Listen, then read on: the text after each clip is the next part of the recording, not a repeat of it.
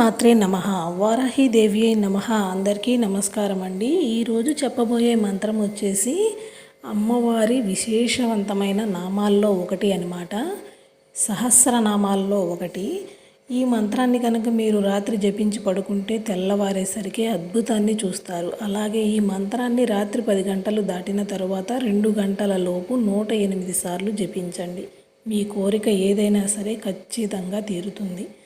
అలాగే ఈ నవరాత్రుల్లో గనక జపించినట్లయితే ఇంకా త్వరగా తీరుతుంది. ఎందుకంటే అమ్మవారికి ఇష్టమైనటువంటి విశేషవంతమైనటువంటి మంచి రోజులన్నమాట. ఆ మంత్రం వచ్చేసి ఓం ఐం గ్లౌం వాసవే నమః. ఓం ఐం గ్లౌం వాసవే నమః. ఓం ఐం గ్లౌం వాసవే నమః.